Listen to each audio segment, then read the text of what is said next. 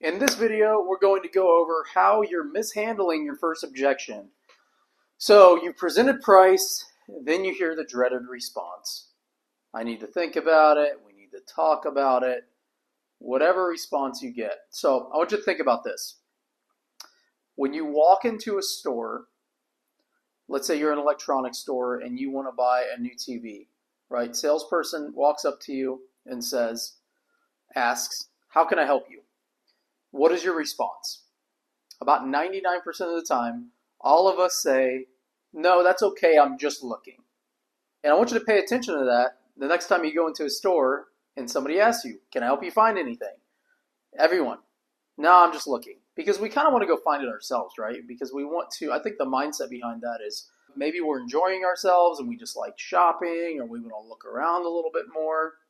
But then let's say a couple of minutes later, that same salesperson walks up, asks, hey, are you sure you're not looking for anything? At that time, we all say, you know what? I am.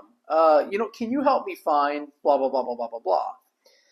And this is how it works in objections. Buyers don't go to objection school. So what that means is that most of what they say, especially in that first objection, is just a knee-jerk response. Same as you go into the doctor, the old school thing where they used to hit the hammer on the knee. They don't do that anymore.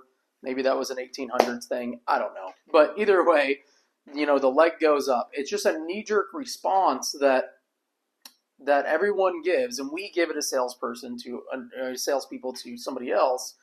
But we just have to anticipate that to know that we're going to get that.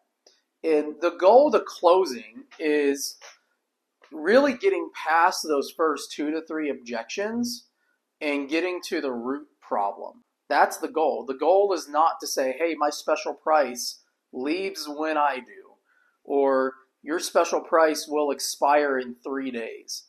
That's not enough. I want to find the root issue. So let's get to that problem. So this is how you handle that. When somebody says, no, we're just looking, or can you email that to me, or any objection, a good rule of thumb catch-all that applies to a lot of situations is after you present pricing, the pricing is in front of you guys. What I like to do, what I find works best, and I've trained so many people on doing this, and it's increased their close rate by so much by re-engaging that customer. All you have to do is point to the pricing sheet and say, hey, I totally get that. Do you like the idea of this option? And that's it. All we're doing is redirecting. Hey, do you like the idea of that option? Again, going back to that analogy of, hey, I'm just looking. A couple minutes later, hey, are you sure I can't help you find anything? Well, as a matter of fact, you can. And then that gets you to the next layer of the objection.